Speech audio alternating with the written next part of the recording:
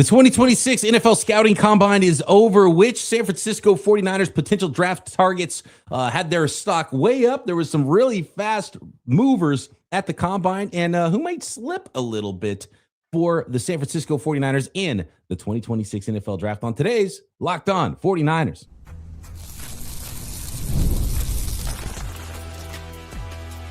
You are Locked On 49ers, your daily San Francisco 49ers podcast. Part of the Locked On Podcast Network, your team every day. I think we're rolling, but something's glitching out on me. Do you see me, Croc? I see you. We're good, okay. And we are rolling. There we go. All right. Well, thanks, everybody, for jumping in. Welcome to Locked On 49ers, part of the Locked On Podcast Network. Thanks for making us your first listen. Thanks for making Locked On the #1 sports podcast network. Breaking down the highlights, really, version of the NFL Scouting Combine. We're going to get deeper into all this throughout the week and talk about some of the prospects we haven't done breakdowns on yet that did show out at the Combine. Some really important players to break down that could be future San Francisco 49ers in coming podcasts as we get closer to the April draft. Welcome to March officially out there, people. Today's episode of Locked On 49ers brought to you by FanDuel. FanDuel is giving you a way to turn that energy into even bigger potential wins with a college basketball parlay profit boost. Just head to FanDuel.com to get started. College hoops tourneys coming in March. We got spring training and the NFL draft in spring. Sunny day here where I'm at, Croc. I hope the weather is good for you and all of our listeners. We got to talk Combine here, Croc. And I think big idea, big picture. I'm watching the Combine, and it's something I've kind of mentioned a little bit, like, especially when I think about the offensive tackles. And we always talk about threading that needle of, could the 49ers draft the player in the first round so that player is ready to take over for Trent Williams potentially next year at left tackle? And maybe that player could play guard this year, right? And what would that player look like? And picking it at 27, the 49ers are going to be at the mercy of the 26 teams in front of them in the draft, right? And generally, there's not 27 quote-unquote first-round grades. You hear that every year, that there's usually, on average, somewhere around 20 first-round grades for most teams board, give or take. And so that means the 49ers might be outside looking in on that group. And we kind of saw this a couple of years ago when Ricky Pearsall went 31. You know, I think clearly Ricky Pearsall was a second-round graded player. Niners didn't have any first-round grades left, and they drafted their favorite guy, right? That you still have to turn in the card and draft somebody, even if you're in the first round and you don't think you necessarily have what you would call a quote-unquote first-round grade. And so at 27, the 49ers might end up at an interesting spot, Croc. And guys like Monroe Freeling, not going to be there. Like, there's some names that we see in mock drafts that are just not going to be there. We had that conversation about Sonny Styles, right? Could he fall a little bit from mid-first projections? No, he's actually going up from mid-first projections. Kenyon Sadiq, the tight end out of Oregon, will not sniff pick 27, right? Real quick, I thought Vernon Davis, for whatever reason, I thought he ran sub 4.4. He ran 4.4 like flat on the dot. So when Sadiq ran that 4.39, actually it was a 4.4 flat unofficially. Officially, they bumped him up 4.3940, the fastest 40 time ever by a tight end. Yeah, let's start on the offensive side of the ball, because that's crazy. Kenyon Sadiq, and he's been in a lot of mock drafts, and I think most people know maybe he could slip the 27, even if they did put him in their mock draft there. He's not going to get there at all. We saw how high the tight ends went last year. He might go top 10 like Colston Loveland did. And not only the 4.39 40-yard dash, but he also had a top speed that was like 23 point whatever miles an hour. That was even faster than, it was faster than Jahmyr Gibbs' top speed in the 40-yard dash at the Combine. It's just stupid. I mean, he's 241, so he's a lighter tight end, 6'3", 241, but he built like a huge running back, and he ran just as fast as a small running back, even though he's built like the biggest running back you've ever seen. Well, very reminiscent, and he wasn't quite utilized this way, but if you guys can kind of go back a few years, maybe 2017, 2018, there was this tight end out of Ole Miss named Evan Ingram. And when you just watched Ole Miss, you would have thought Evan Ingram was a receiver. So it was easy to see how, his kind of game translates to the next level. Like, this is a move tight end or a guy you're going to split out. And he's done some inline things at the NFL level. But Sadiq used much differently than I felt like Evan Ingram was used. Evan Ingram was kind of more of a vertical threat and was being utilized in that way. Didn't quite see that from Kenyon Sadiq, but Sadiq, obviously a terrific prospect, tested through the roof. And for a guy who potentially was going to be there for the 49ers at pick 27, maybe we found out that's not going to be the case, especially after the way he tested. So not sure he'll go as high as Vernon Davis when we saw Vernon Davis be drafted in the top 10 by the 49ers, but definitely a guy who possesses a lot of speed and could be a matchup nightmare for not only linebackers, but safeties as well. I want to get to some wide receivers and stuff first, but I want to get to the offensive lineman because that's really the big one that it really hit me with. And B.A. Jones Jr. 72 says in the chat, Monroe Freeling also not going to be there now either. And he was one that was like, man, if he tests like a true left tackle, we kind of knew he wasn't going to be there. Caleb Lomu tested really well as well. 6'6", 312 pounds. We know he has good feet. We saw the tape. You're at the mercy of the other teams, man. Like most of these prospects that came in and you're running sub 5 40-yard dashes and you meet the height, weight, speed standard. It's hard to find offensive tackles in the NFL. These guys are going to go higher. They just are. And so maybe he gets there, but I don't think you can count on Caleb Lomu being there for the 49ers. Max Iheanachor, he's kind of raw prospect, right? Not a lot of experience. You thought, okay, maybe even late first, maybe he gets late first, but maybe a second round prospect. Dude, Max Iheanachor, Croc, threw down the fastest 4.91 40-yard dash at 321 pounds for Max Iheanachor out of Arizona State. Nearly 6'6", 321, just prototype. He's got the 34-inch arm length and 4.91 40-yard dash, tied for the fastest time. It's like, man, it's one of the strengths of this draft. And guys that you thought, oh, maybe trade down and draft Max Iheanachor. I had a mock draft like that. You want Max Iheanachor, you got to stay at 27, and you may have to go up even. So all these guys, there's no guarantee any of those offensive tackles I'm talking about will be there at pick 27 for the San Francisco 49ers, especially those prospects that threw down, that prove that they are prototypes for the position in the NFL that are harder to find. So just big picture for the 49ers, what I learned at the combine, and I kind of had some suspicions about this anyway, with the 49ers being late in the first round, is the Niners are going to be picking from either a non-premier position, like you're hoping one of the safeties falls, right? Maybe you get a really good guard, but not even the best guard, but you get a guard at 27 instead of a tackle. Maybe you get a receiver, but he's not gonna be big and fast. He's gonna be fast and small, or he's gonna be big and not as fast. You know what I mean? Like that's just this. You just got to get your mindset. Someone might fall. Maybe you get lucky with a certain prospect is there, but at 27, I think as far as you're building a mock draft, your expectations, it's going to be really hard to expect that you're not going to have a prospect with some flaws that you're drafting at pick 27, maybe of the second round grade variety potentially for the 49ers. And we'll go through some more of those prospects that might be there. And it looks like it might be somewhat of a deep class. Looks like a very fast class, Croc. But man, those tackles might be all gone, right? The wide receiver you really like probably won't be there. And even if you do get a safety or a guard, it's not going to be the best safety or guard in the class when you're picking it at 27, even if there's one there you really like. So I think that's just the reality of where the 49ers are at pick 27. And you see guys like Freeling and Max Iheanachor and all these guys work out. It's like, oh, these guys are going to go really high, aren't they? Like, I wouldn't be shocked at all if some of the most common names for the 49ers in mock drafts, Sadiq, Monroe Freeling, Caleb Lomu, I wouldn't be shocked if all of them are not only gone, but like top 15 even potentially, right? Like not even close to where the 49ers are picking.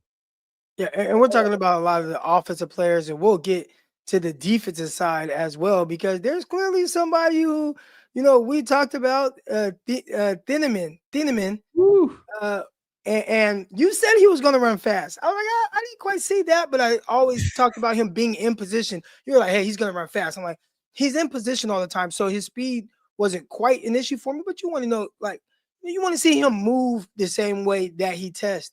But he was terrific. Real quick, go back to the offensive line, though, the kid out of Arizona State, big, wide body. Now he showed that at least from a straight line ability, the ability to move and get out. So maybe he's someone who, before we were talking about him as a 49er, does he possess the athleticism 49ers would covet?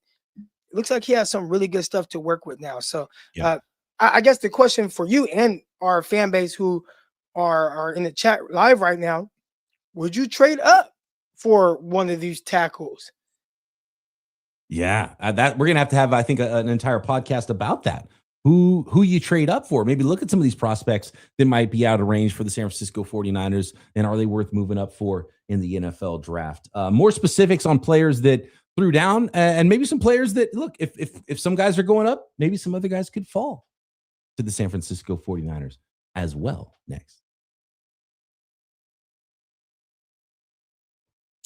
Today's episode of Locked On 49ers brought to you by FanDuel. College basketball nonstop. It's March. The tournament is coming. Big games, tight spreads, momentum swings every single night, from early tip-offs to late-night West Coast shootouts. There's always action on the board, and now FanDuel is giving you a way to turn that energy into even bigger potential wins with a college basketball parlay profit boost. You can build any college hoops parlay you want. Rivalry games, ranked matchups, whatever fits your read. You can mix spreads, totals, player props to match how you see the slate playing out, and you can apply the profit boost and instantly bump up the potential payout. Go safe, go bold, ride with your team, your alma mater, maybe if they're in the tournament. You've been following all season, so now it's your parlay, your style, now with more upside behind it. Head to FanDuel.com to get started. That's FanDuel.com. FanDuel, play your game. This episode is also brought to you by Indeed. We've all seen it. We've been there, different workplaces. Sometimes there's workplace chaos, deadlines stacking up, and inbox overflowing. And the one position that needs to be filled is still sitting open. When the pressure's on and you need the right hire, this is a job for Sponsored Jobs. Indeed Sponsored Jobs helps you reach the people who actually fit what you're looking for: skills, experience, location. So you're not just hoping the right candidate stumbles across your post. And here's a stat that says it all. In the minute that I've been talking to you, companies like yours made 27 hires on Indeed, according to Indeed data worldwide. So if you're hiring, spend less time searching and more time interviewing candidates who actually check all your boxes with Indeed Sponsored Jobs. And listeners of this show get a $75 sponsored job credit to help get your job the premium status it deserves at Indeed.com/podcast. Just go to Indeed.com/podcast right now and support our show by saying you heard about Indeed on this podcast. Indeed.com/podcast. Terms and conditions apply. Need to hire? This is a job for Indeed Sponsored Jobs. Okay, Croc. So staying with the offensive side of the ball, and just a few more offensive linemen I want to highlight. Talked about Monroe Freeling, 6'7", 315, super long arms, nearly 35-inch arm length, and he ran at that size 4.93 with the 1.71 10-yard split, which is really good. Anything under 1.72 is really moving for an offensive lineman. 33.5-inch vertical, which was one of, if not, let me double check, second best vertical jump of all the offensive linemen. Like, put that one out of your mind. Monroe Freeling not getting anywhere near 27 and might not get out of the top 15, Croc. So that's Monroe Freeling out of Georgia. And he might have been in my very first mock draft to the San Francisco 49ers. His stock is only going up. Spencer Fano out of Utah, 6'5", 311, the bookend, and thought of to be the better prospect versus Caleb Lomu. Caleb Lomu has a little bit more length to him. But Spencer Fano tied with Max Iheanachor with the fastest 40 time for offensive lineman, 4.91. He had the 1.72 split, so really good there, but shorter arms. So there might be some teams that look at him at guard. So maybe does he slip a little bit with the 49ers, think about flipping him to the left side if he all of a sudden falls behind some of those other prospects potentially, if there's some teams that say, oh, we want to tackle, and we want a left tackle specifically. So we're going Freeling, and we're going to let Fano kind of slide because Fano being a right tackle, does that help him slip a little bit? I still don't think he gets to the 49ers at pick 27, though, either. Blake Miller out of Clemson is sort of a dark horse. I don't view him as a first round guy, but again, that's kind of what we're talking about here. He might be the Roger Rosengarten that the 49ers fall in love with. Is starting a ton of games at Clemson, but like a really nice profile here, 6'6", 317, 34-inch arms. Like he checks all the boxes, 504, 40-yard dash, 32-inch vertical. So when you just start checking the boxes, and he's been a good player, solid played a long time, played a lot of snaps at Clemson. Might have been a 4-year starter at Clemson. I think he started for at least 3 full seasons. You know, that might be a guy that goes higher than you expect as well. And maybe a player the 49ers fall in love with late in round 1. And, you know, I don't know if he would get to the Niners pick in round 2. And they've been burnt trying to wait for their guy in round 2 at offensive tackle if they want to go in that direction. So that's where the 49ers are, I think, looking at the board as far as offensive tackles go. Jennings Dunker, everyone's favorite mullet, had a really nice combine himself, Croc, 6'5", 319. A 518 in the 40-yard dash. He had a 4.63 shuttle. And we all know the short shuttle is actually one of the best, most telling metrics for prospects. Not that many guys ran it, but he had, I think, the second fastest short shuttle time. Wasn't quite the sub 4.50 that is like the sort of the slam dunk for prospects being really good in the NFL. But Jennings Dunker might have helped himself at the combine a little bit. Is he a first-round guy? I don't know, but that might be what the 49ers are looking at, right? That next group of players outside of the clean first-round prospects at pick 27. You know, when I talk to you about, you know, hey, we got to talk wide receivers, Croc. I think the most popular name, and probably if I had to guess, just over the last 2 weeks or so.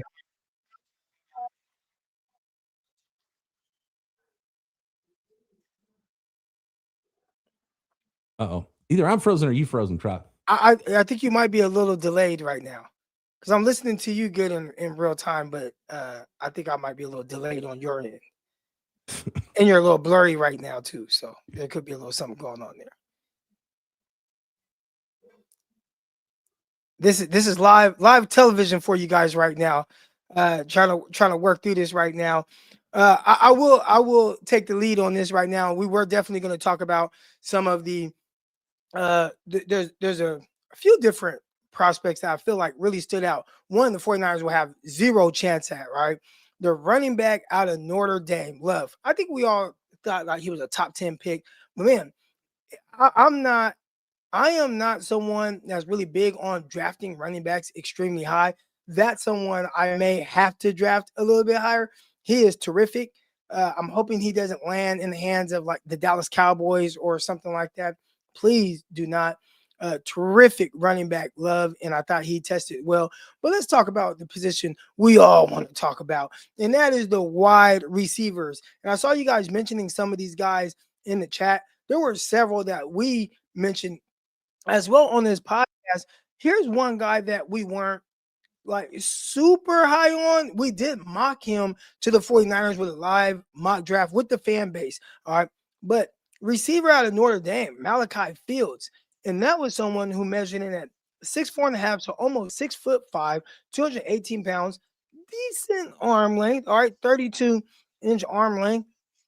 Ran a 4.61, but we all know the 49ers, especially when it comes to their big guys, they don't want them big and fast. But one thing that he does possess that the 49ers may covet is a terrific 3-cone. He was one of the better 3-cone receivers in his class, 6.98. And I say one of the better, we one of the few that even did it.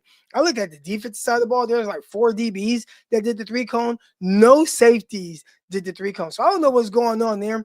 But Malachi Fields, that was a guy where he's a big body. The 49ers are looking for an X type of receiver. He may be one that they look into. Jeff Caldwell, I know everyone is talking about him. 6'5", 216 pounds, almost 33-inch arm length, and slammed down a 4.31 40-yard dash, 42-inch vertical jump, and 11.2 broad jump. So some freakishly big receivers in this class. And last but not least, that I'll talk about as far as these guys, and I can't wait to get to the film on some of these guys, but Bryce Lance out of North Dakota State, obviously the little brother of Trey Lance, 6'3", 204 pounds, decently arm length, 32-inch arms, 4.34 40-yard dash, 41.5-inch vertical jump, 11.1 broad jump, and 3-cone was at 7 seconds exactly, which was still one of the better ones in this class. So I will say, though, watching Bryce Lance's film, he does some really good things. He still kind of moves a little bit like a high school kid, though, if that makes sense. Like, there's a ton of ability, a ton of athleticism. And I don't want to say he's like this raw prospect, but there's something about the way he even gets up and walk. Like, just watch him walk, and it's like somebody that's just happy to kind of be there.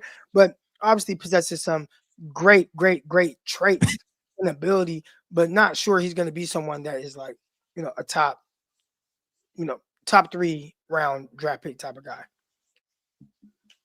Yeah, I mean, he was flying. I was shocked. I didn't expect him to go that fast. I watched a little bit of his tape. I thought Watson was a much better prospect coming out of North Dakota State than Bryce Lance was, but his profile looks nearly identical as far as height, weight, speed goes. Yeah. And he showed some good stuff. Were there anything with any of these receivers that stood out to you? I talked about a few of these guys that are really big. I mean, I felt like the 6'4", 6'5" guys were slamming down these crazy 40-yard dash times. Dude, yeah, Jeff Caldwell. I got to go to the tape on him because I wasn't expecting that. When you see 6'5", 216, 4.31 speed is pretty wild with the 42-inch vertical. So I'm gonna go back and see what that looks like out of Cincinnati. Jeff Caldwell. And before my connection got messed up, I don't know what's going on there. But Omar Cooper Jr. is probably the biggest name of the most common player mocked to the 49ers right now. He's getting the Debo comps. You know what's interesting, though? I saw somebody else put up his height, weight, speed next to actually Brandon Ayuk.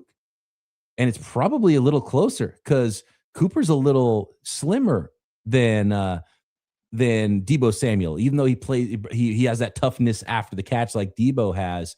Omar Cooper Jr. out of Indiana, 6 feet even, 199 pounds. And I think he probably.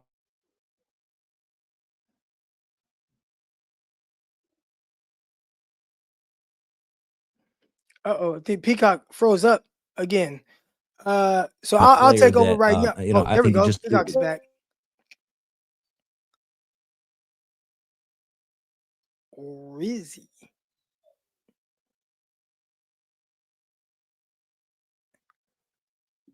I know a lot of people saw Makai Lemon.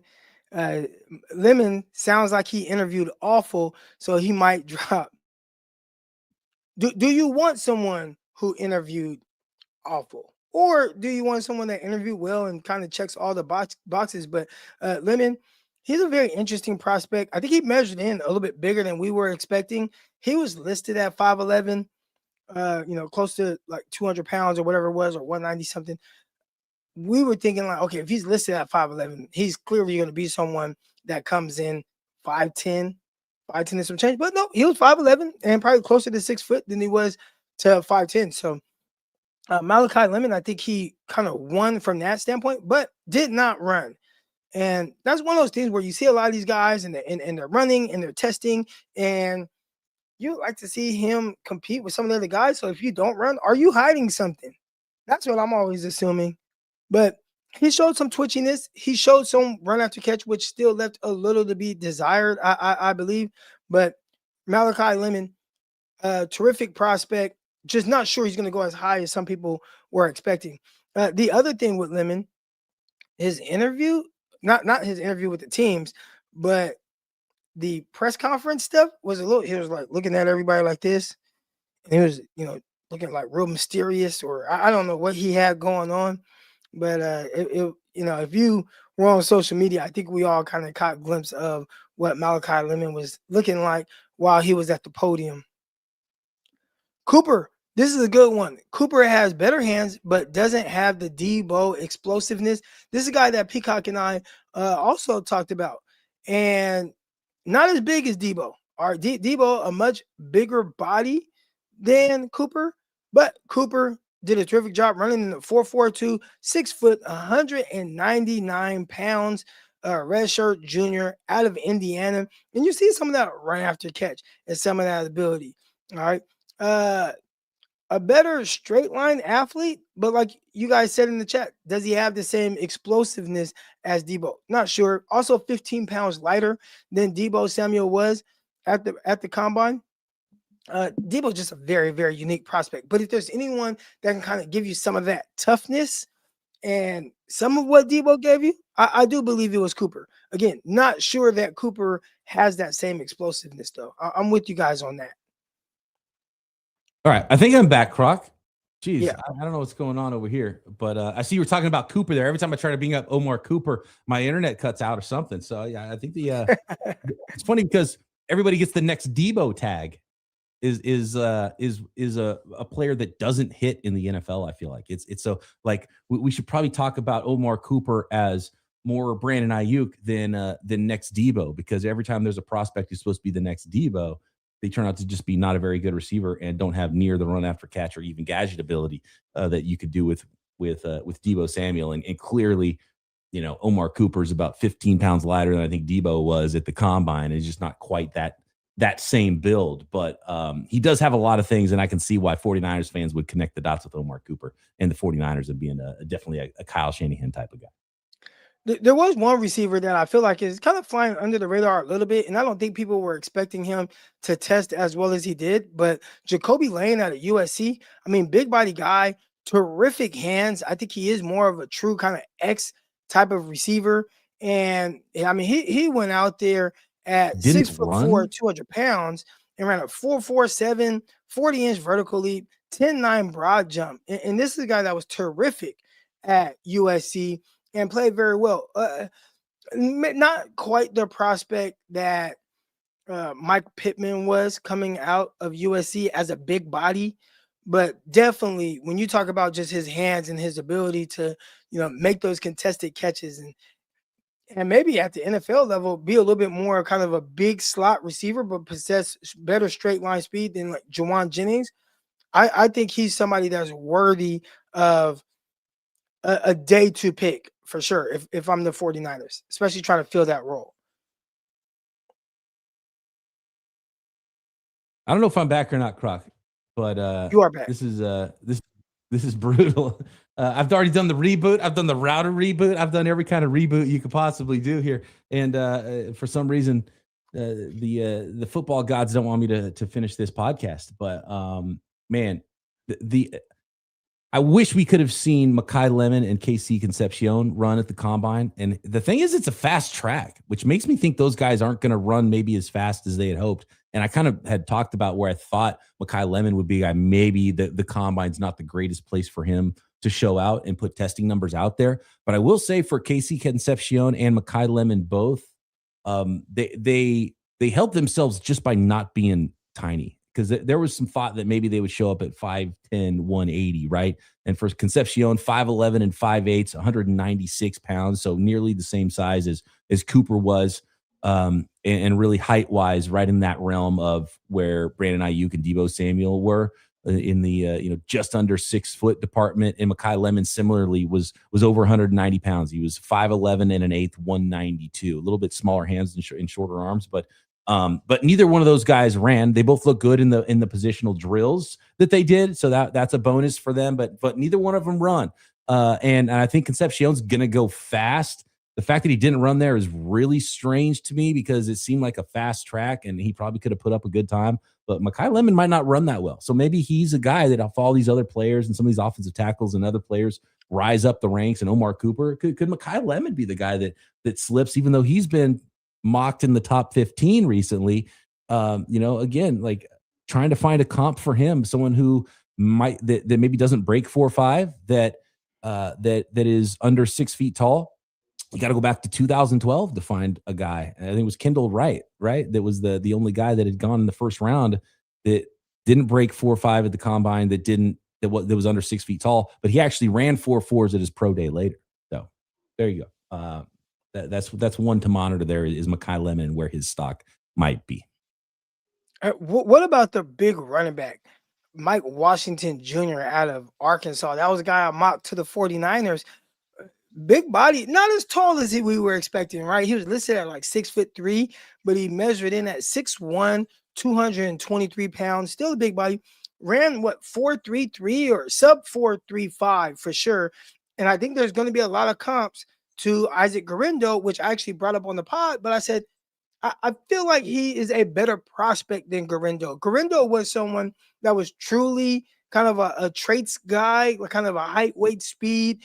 Okay, let's give this guy a try. When I look at Mike Washington Jr., I think he's more of a complete back. If you can think of Brian Robinson with just much better straight line speed, like that's what I see from Washington. So I thought he had good feet. I thought he had really good acceleration, and we talked about his ability to run away from guys. But I was not expecting a 4.3, a sub 4.35, and again, not because he didn't show that kind of speed. It's just hella fast.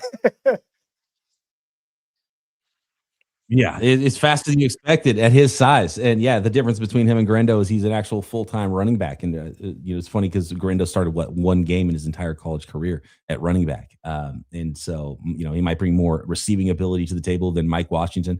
Someone said Kenneth Walker as a comp for Mike Washington. I kind of like that one a little bit. Bigger than Walker, even though. Yeah, Kenneth Walker. I think Kenneth Walker just a little more jittery. I guess you would say. With just the way he was able to move, where Washington, you see there is a little bit more of a straight line element to it. But I think when you talk about the 49ers, kind of what they need, you think of when they were hitting with like Raheem Mostert. Like I didn't think Raheem Mostert was the best runner in the sense of just making guys miss in the phone booth, but he was so fast and he tore up angles and outran everybody.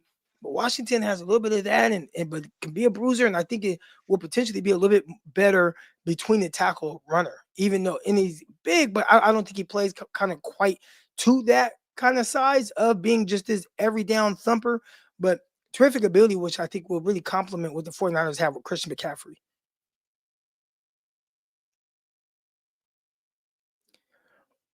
We didn't even get to the defensive guys yet. And, Peacock is still having some of these technical issues. So this is what we're going to do. All right. We're going to cut this one. I didn't want to go say short. We're going for 32 minutes right now. All right. But we'll finish up right now. We definitely want to thank you all for making us your first listen of the day. On the next episode of Locked On 49ers, what we'll do is we'll highlight the defensive guys, all the defensive guys who stood out, what we liked about them, and who is a potential fit for the San Francisco 49ers. All right. But yeah, make sure you guys like, subscribe, all that good stuff. And we'll talk to you guys tomorrow. Peace.